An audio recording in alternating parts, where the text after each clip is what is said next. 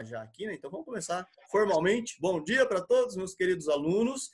Mais uma aula de geografia. Ainda, né, no conteúdo de geografia do primeiro ano, nós enfatizamos muito a geografia física. Nós estávamos... eu achei que nós já tínhamos terminado a geografia física no tema geologia, na questão, quando nós finalizamos os solos. Mas eu percebi que o material ainda teve um negocinho que eu pulei lá e eu acabei não falando, que é os tipos de relevo, né, a classificação do relevo, e isso para o Brasil é importantíssimo. O Brasil tem toda uma classificação particular, é uma forma de estudo bem típica brasileira, porque nós temos representantes da geografia que fizeram isso no passado, e eu acabei passando batido.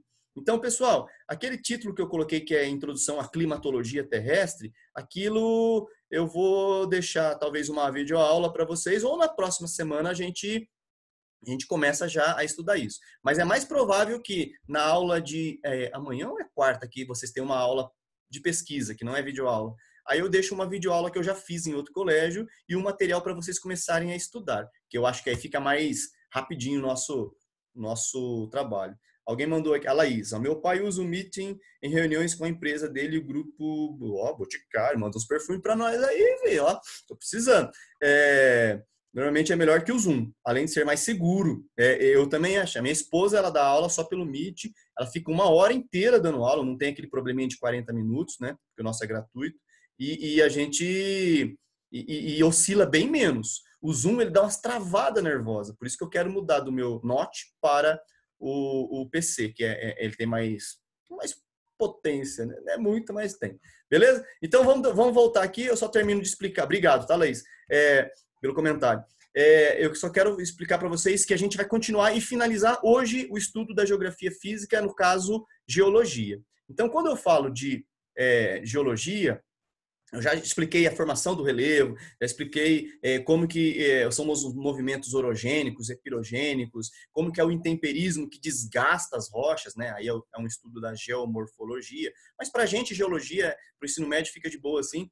Então, a gente já viu quase tudo isso. Só não vimos a classificação do relevo. E o Brasil por ser de tamanho continental, né? O Brasil é gigantesco. Nós podemos ter uma forma de relevo bem exclusiva nossa. E visto que, no passado, alguns pesquisadores eles conseguiram classificar o nosso relevo. Então, enquanto alguns países são tão pequenos e eles têm que compartilhar um mapa de relevo do continente todo, o Brasil não, o Brasil é exclusivo, ele tem só do seu relevo. E isso nos dá uma grande, como é que se diz? Particularidade de estudo. Então, nosso quadro aqui. Outro detalhe, tá? Eu estou aprendendo a conectar uma webcam usando o iPhone, o iPad. O iPad e iPhone, né? A tecnologia de imagem deles é muito boa. E aí a nossa imagem vai melhorar um pouquinho daqui para frente. Mas ainda estou no meu notebook, onde a webcam é bem simples. Então, quando eu falo de relevo, no Brasil é muito comum a gente estudar e entender que no Brasil nós temos dois tipos de relevo básico. Deixa eu ver mais um chat aqui. Tá bom, eu não entendi, mas tá bom. Quando for falar chat comigo, manda só para entre vocês aí, se for preciso. Então nós temos os planaltos, certo? Planaltos e temos as planícies. Então, planaltos e planícies. No Brasil é basicamente formado por isso. Planaltos, nós temos as regiões um pouco mais altas e os planícies, as regiões baixas. Quando nós nos referimos a isso, é que esses pesquisadores lá do passado... Deixa eu só fechar a porta aqui, que tá um barulho de construção.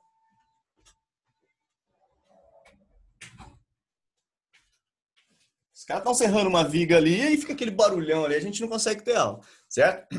No passado, os autores que fizeram essa classificação no Brasil, eles conseguiram chegar a dois resultados. O Brasil tem planaltos e planícies, certo? Então, para eles, era simplesmente a altitude que dividia os dois. Planalto sempre estava a 200 metros, pelo menos, acima do nível do mar, e a planície sempre estava abaixo de 200 metros acima do nível do mar. Não quero dizer que é 200 metros abaixo do nível do mar, tá? Pelo amor de Deus, não seria subterrâneo. Seria assim,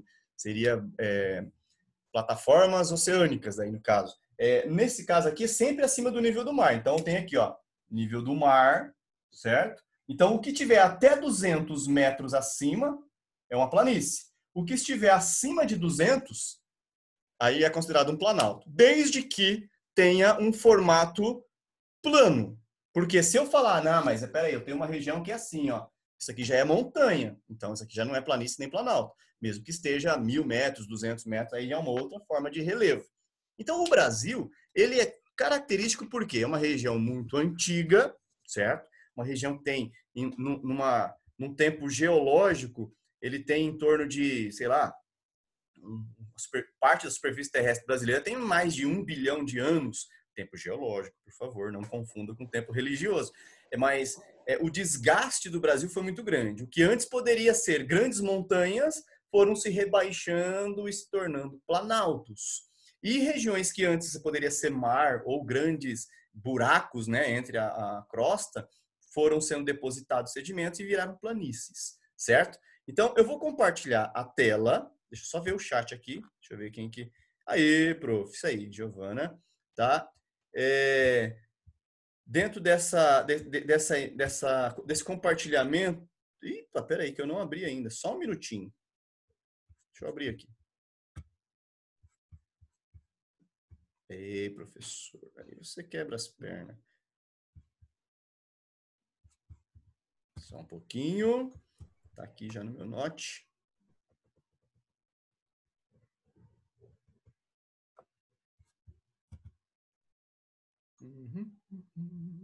Tá. Eu tô fazendo diferente agora, eu não tô abrindo um PowerPoint, porque o PowerPoint, ele é meio pesado, então eu resolvi fazer uma experiência e abrir ele... Ixi, peraí. Agora acho que vai dar certo. E resolvi abrir ele agora em PDF. Eu salvo as imagens tudo em PDF, PDF mais leve. E vamos ver. Aí, agora vocês estão enxergando, né? Emanuele, faz só um joia se você estiver vendo escrito a classificações do relevo brasileiro.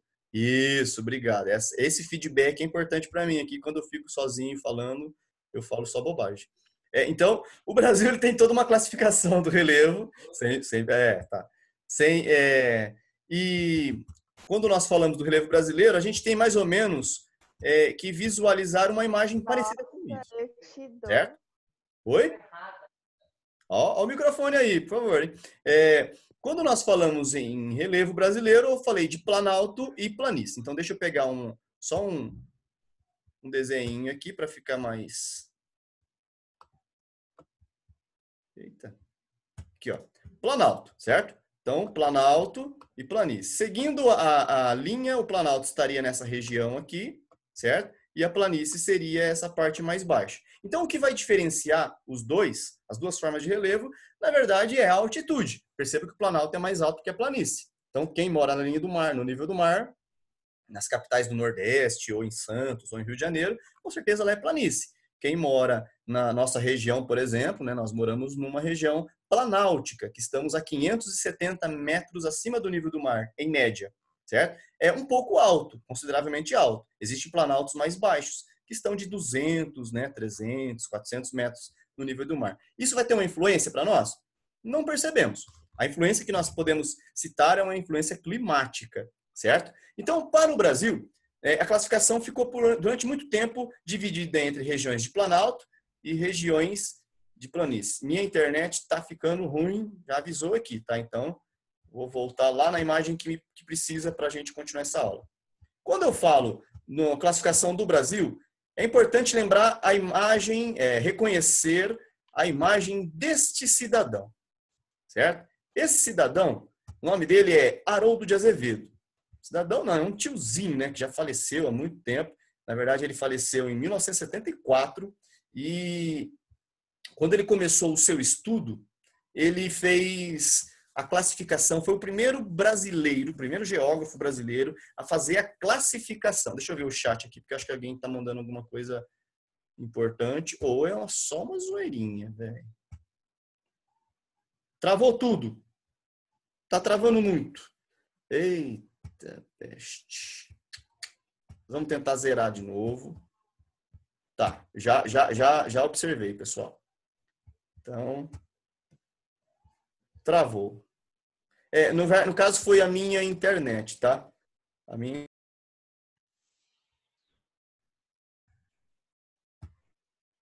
Pessoal, voltou? Voltou, né? Não sei o que acontece. Esse é um dos problemas de se usar o Zoom, certo? O Zoom voltou, né? Eu estou vendo vocês aí, vocês estão me enxergando, tá? Então, como eu havia falado, um problema de usar o Zoom é isso. O Zoom ele não se comporta bonitinho, né? Como deveria ser, né? Voltou, ufa, graças a Deus. Então vamos lá, deixa eu voltar aqui.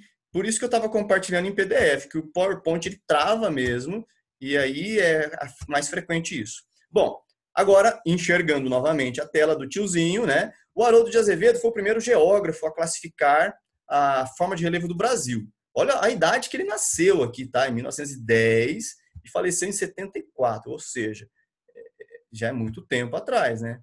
Você tem uma ideia? Eu nasci em 1975, então ele morreu um ano depois eu nasci. E aí, ele foi o primeiro. Quando ele faz essa classificação, ele não tinha recursos tecnológicos que existem hoje para fazer uma classificação mais minuciosa.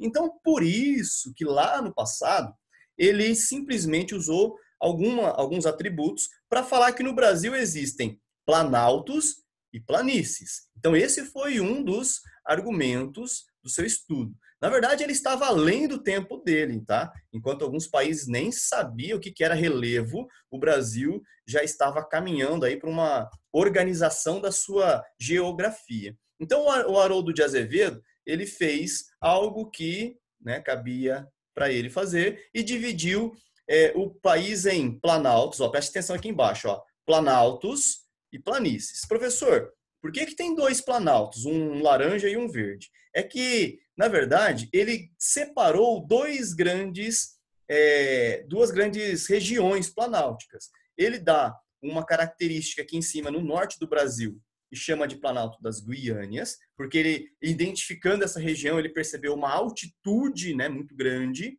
lá no norte do Brasil. E os demais planaltos, eles têm uma similaridade em altitude. Eles estão dentro de uma média mais próxima, que é o Planalto Central, o Planalto Atlântico e o Planalto Meridional. Para quem não sabe, o Planalto Meridional é o que nós estamos. Pessoal, tem mais chat mandando aí, só se for, porque aí para eu abrir aqui fica meio complicado, tá? Então eu vou dando uma pausa aqui. Então, ele consegue colocar 1, 2, 3, 4 tipos de planaltos. 4. Porque ele não tinha recurso. O cara ele tinha que andar, visitar a parte do Brasil, olhar com equipamentos de topografia, que é um tripézinho que vai vendo a inclinação do relevo, e um aparelho chamado altímetro. Então ele tinha que ficar medindo, coletando dados para falar que aquela região era um planalto, aquela região era uma planície. Imagina, um tiozinho, né, no século passado ter que ficar viajando. Por isso que o trabalho dele ficou bem generalizado, bem simples. E ele identifica uma grande área de planície aqui, que é a amazônica, uma outra na planície do Pantanal e, com certeza, a região litorânea, que é a planície costeira. Então, estava de bom tamanho já a gente estudar isso. Por que eu falo isso? Porque até hoje, os mapas que vocês podem ter na apostila, em livros, internet, e muitos ainda vão usar essa referência dele, porque ela não está errada, ela é uma referência verdadeira, certo? Embora existam hoje classificações mais minuciosas, mais detalhadas, devido ao número maior de tecnologia, certo? Então, o professor Haroldo de Azevedo, ele foi o pioneiro nessa classificação. Então, aqui ele fala o seguinte, que o critério principal dele foi utilizar a altimetria, ó, tá vendo? É baseada na altimetria, significa a altitude da região. Então, ele identificou que aqui no Planalto das Guianas tem a média lá de 2.000 metros. A planície amazônica é abaixo dos 200 metros. O Planalto Central vai de 500 a 1.000 metros. O Planalto Atlântico vai de 400 a 800 metros. E ele foi medindo. Então, o único critério foi a altitude, certo? Por quê? Porque era antigo, né? Não, vamos dar um crédito para ele, porque não tinha como fazer milagre, certo? Tipo, Tipo alguém que eu falou esses dias, e daí, né? Eu sou milagre, eu faço milagre, né? Tem alguém que falou isso que eu não lembro agora, não vou ficar pegando no pé. Já esse senhor aqui, que ele é bem mais, na verdade, ele também é antigo, tá? Ele faleceu em 2012, então, teoricamente, ele viveu mais que o Haroldo de Azevedo, mas ele é um pouco mais novo. Aziz Absaber. Esse cara, ele é brasileiro, ele foi brasileiro, né? Ele era um brasileiro, filho de libaneses, por isso que o nome dele complicadinho, tipo Aziz Absaber.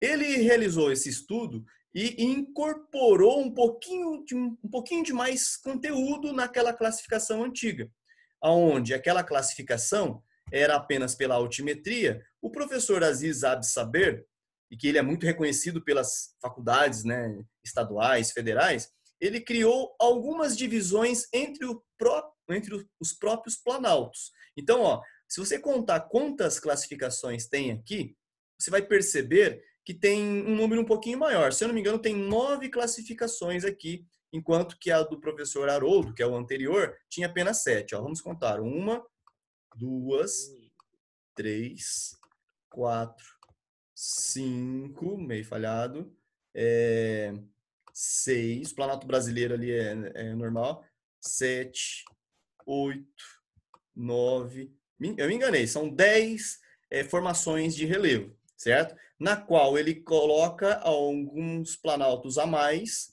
e algumas planícies, na verdade a planície continua a mesma coisa. Então eu vou voltar aqui, vou passar agora uma comparação entre os dois tipos de mapa, ó. Só para terminar do Aziz, ó. O Aziz, ele vai também pela altitude, porém, ele vai por uma questão agora de degradação do relevo, onde ele fala que a erosão e a sedimentação é um dos critérios que ele usa além da altitude. Então, ele vai falar da forma... Oi, tô em aula. Oi? Olá, tudo bem? Fala que agora eu tô em aula. Tá em aula, tá saindo o almoço aí, fala lá, beleza. Bom, então além da altitude da forma, né, se é plano, né, por isso que é planalto e planície, ele também vai falar que tem regiões que tem muita erosão e muita sedimentação. Então ele fala que Desculpa aí, planalto... professor. Oi, fala. Não, desculpa aí o griteiro De aí. boa, de Não boa, reparei velho. que tava muito De boa. ligado. Quando ele fala... Oh, peguei a caneta errada, não era essa aqui que eu quero. Aí, quando ele fala planalto, ele tá falando assim, ó, é onde predomina erosão. Por que predomina erosão? Imagina antes montanha. Antes era uma montanha altíssima. A erosão foi rebaixando tudo isso. Então ela foi diminuindo de tamanho, ficando só a base da montanha. Então, aonde tem muita erosão, para ele é considerado planalto. Então, aí ele consegue classificar planaltos e planaltos. Por quê? Tem planalto que tem mais erosão, tem planalto que tem menos erosão. Então, ele vai aprimorando um pouco esse estudo. E o outro critério é região que recebe sedimentos, ou seja, região que cai muita sedimento nessa região, que vai compactando, ele chama de planície. Por isso que tem regiões costeiras aqui, ó. Essa região costeira não era para ser terra, era para ser mar. Então, tudo que vai erodindo, deixa eu pegar a canetinha aqui de novo. Tudo que vai erodindo desses planaltos aqui, ó, certo? Ele vai caindo na região costeira e formando uma planície. Ou seja, o mar vai sendo soterrado e vai dando espaço agora com a região baixa. Então, a região de sedimentação. Então, o professor Aziz Absaber, ele evoluiu um pouquinho naquele critério, mas foram só 10 anos de diferença, tá? De um estudo para outro. E aí fica mais ou menos assim, ó. Vamos só dar uma comparadinha, só para não ficar muito extenso o nosso estudo, ó. Quando ele fala Planalto das Guianas, o Aziz Absaber nem mexeu. Ele falou, continua a mesma coisa. Quando ele fala planície amazônica, aqui ele só muda de nome, mas é a mesma coisa, certo? Quando ele fala Planalto Meridional, ele também nem mexe, ó. Ele não encontrou diferenças. Assim como a planície do Pantanal, ó. Ele dá a mesma condição. Agora, no Planalto Central, nesta região aqui, ó, se você olhar o mapa ao lado, ele já classificou alguns modelos diferentes, junto com o Planalto Atlântico. Ó, esse aqui é o Planalto Atlântico. Percebam que essa pontinha aqui, ó, certo? Também foi feito um novo critério. Então, ele criou algumas variações do Planalto, onde ele localiza regiões que têm mais e menos erosão. Então, isso aqui é um estudo também antigo, um estudo da década, sei lá, década de 60 praticamente, onde os recursos não eram disponíveis. Eles apenas usou um critério de ele analisava o solo. E lá no terceiro ano a gente vai estudar um pouco sobre esse professor Aziz Absaber e a gente vai ver que ele cria outras classificações. O terceiro ano vai começar essa semana comigo já a falar sobre isso. O último grande classificador do relevo brasileiro é esse cara chamado Jurandir Ross. Ele é vivo, né? Ele ainda não faleceu, embora, né, ele não é tão novo assim hoje, mas na minha época de faculdade ele era professor da USP. Então, Jurandir Ross, esse cara aqui, ele teve um recurso um pouquinho melhor do que os demais. Ele participou de um projeto chamado Radam Brasil, certo? Vou explicar o que é isso. Esse projeto aqui, ó, visava estudar o território brasileiro fazendo levantamentos topográficos. Como assim levantamentos topográficos? Ele fazia filmagens, fazia nesse período aqui, tá? Ele fazia voos por cima do território que ele queria estudar com equipamento de radar, um equipamento de radar e também de foto. Então, quando ele visualizava a superfície do relevo, o equipamento fotografava e o radar conseguia identificar a altitude de onde ele estava focando. Então, o avião ia passando, ele ia tendo várias informações do relevo lá embaixo. Quando ele trazia para a Terra isso, né, ele fazia o confronto dos mapas que o radar identificou, ele conseguia ver que não era tão simples quanto os dois anteriores lá faziam na questão de simplificar uma grande área, um grande planalto, uma extensa área, uma planície. Ele conseguiu identificar que naquela região de planície, que antes era uma planície só, hoje ela pode ser diferenciada em várias formas de relevo. Por isso que o mapa dele ficou assim, certo? Cheio de definições mais específicas. E aí ele acaba criando uma nova classificação. Tá avisando aqui que nossa aula vai ter mais 10 minutos só, então já estamos preparados para acabar logo essa aula, né? Então 10 minutos é o suficiente. Então ele fala assim, ó, existem as planícies, existem os planaltos, mas também agora em verde ele classificou as depressões. E perceba que tem muita depressão no Brasil. Por isso que, né, vende muito remédio para depressão. Mentira, né? Não é isso que eu estou querendo dizer. Então, o que seria uma depressão? Então, eu vou só descompartilhar aqui para vocês entenderem um pouquinho. Deixa eu só aproveitar e ver o chat aqui. Ó. Pelo menos geografia. Por quê? Os outros também travaram? Sim ou não? Alguém falou isso? Eu acredito que deve ter sido. Deixa eu ver se alguém... Não. Ah, tá. Então, o que é pelo menos geografia? Pelo menos geografia, você estava comparando o Brasil. Ah, pelo menos em geografia o Brasil é bom, realmente, isso é verdade. O estudo de geografia no Brasil, ele é superior que, por exemplo, o estudo dos Estados Unidos. O Brasil é bem mais evoluído em geografia do que lá. Tanto que geografia no ensino médio americano nem é trabalhado. Por isso que os americanos são meio empurrão, acham que... Desculpa se tem algum americano na sala, tá? Não queria ofender. Mas eles acham que tem países que... digamos que não pertence a tal país, a Amazônia, por exemplo, não deveria ser brasileira. É uma coisa aí, né, meio... Nem capital do Brasil eles sabem. É meio complicado. Na verdade, nós também não sabemos capital, né, de vários países. Estados Unidos é qual? Esse que eu não sei, eu sei. Tá? Mas não vai falar que é a Flórida, Miami, Orlando, não, porque é Washington, D.C., tipo Brasília para eles. Bom, tem um vídeo no YouTube, depois eu compartilho com vocês. Os caras não sabem nada, velho. Eles não sabem nem do Canadá, é verdade. Eles não entendem nem o que é o Canadá. Vamos voltar aqui, então, só para eu explicar isso. Bom, aqui já foi.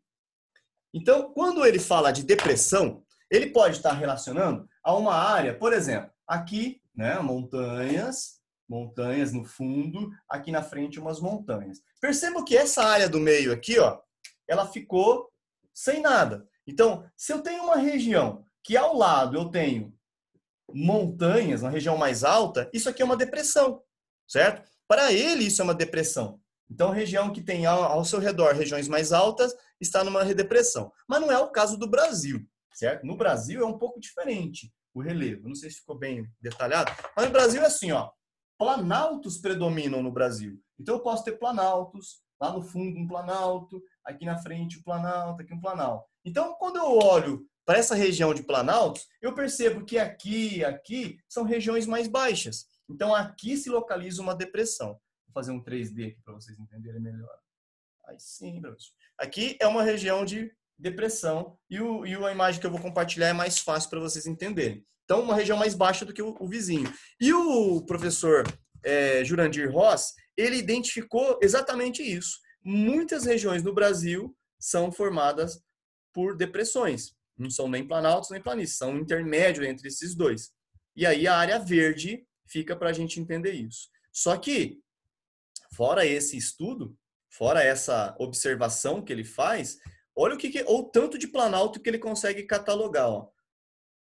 Planaltos com bacias sedimentares, planaltos de intrusões, né, em relevo mais antigo, cinturões orogênicos, ou seja, o que antes poderia ter sido montanhas, são o número 8, 9 e 10. Vamos localizar o 8, 9 e 10. Ó. Cadê o 8, 9 e 10? Ó. Região 10, ó. Lá no Mato Grosso. Lá na região do Mato Grosso, provavelmente foi regiões muito altas no passado, certo? Ó, região 9 aqui, tipo Goiás ali, ó. Era região muito montanhosa, porque era formação orogênica, como se fosse uma cordilheira, certo? E depois aqui embaixo também os núcleos cristalinos, onde eu tenho outros tipos formações de planaltos. As planícies são um pouco menos, né? Na verdade, nós temos poucas planícies no Brasil. Mas olha como é que fica a planície do Rio Amazonas. Planície amazônica aqui, ó. Fica somente para o rio. O restante, ele não fala que é planície, ele fala que é depressões e alguns planaltos. Então, ele vai além do estudo dos outros dois, certo? Na verdade, ele fez isso para ferrar vocês, que imagina você ter que decorar tudo isso. Claro que não há necessidade, mas eu quero que vocês entendam que quando vocês se depararem com um mapa mais aprimorado, eu anotei só os dois, o Aziz Absarb e o Jandir Rosa. Não dá, tem muito barulho. Ué, barulho aonde? Ô, professor, a Malu tá perguntando os 3 caras que estudaram a geografia brasileira, que você falou no início. Tá, esses 3 são o Haroldo de Azevedo, o Aziz Absaber e o Jurandir Ross. São os 3. O quarto geógrafo que vai classificar melhor ainda pode ser um de vocês, que pode estudar geografia um dia e usar recursos mais aprimorados. Eu já tenho alunos que são formados em geografia, já têm mestrado, que são dessa área. Né? Então, eu tenho alguns alunos meus que podem um dia descobrir uma nova classificação que os filhos de vocês vão usar aí na escola. Mas, por enquanto, esses 3 já estão de ótimo tamanho, certo? Não precisa decorar, não, tá? É só para mais ou menos entender como que eles classificaram e qual que era o pensamento deles. Porque o vestibular cobra muito disso, porque quando nós temos coisas boas no Brasil, a ciência, as universidades gostam de destacar, tá? Pensadores brasileiros. E aqui nós temos uma comparação. Ixi, tem bastante chat agora. Vou voltar lá, mas tá acabando essa aula. Deixa eu voltar aqui. Tinha esquecido o meu nome. Meu nome? Parabéns, beleza. Tá, beleza. Não vou ficar perdendo muito aqui no chat, porque a gente tá gravando a aula também. Então, nós temos aqui, ó, os 3 modelos. O mais antigo, né? O mais antigo aqui, que é o Haroldo de Azevedo, o Aziz Absarb, que é o intermediário, e esse aqui é do Jurandir Rosa, embora tá um pouco diferente as cores aqui. Olha o tanto de classificação que ele cria. Né? Ele cria um monte. Olha a simplicidade que é esse aqui, e olha como que é bem mais limpo o desenho aqui.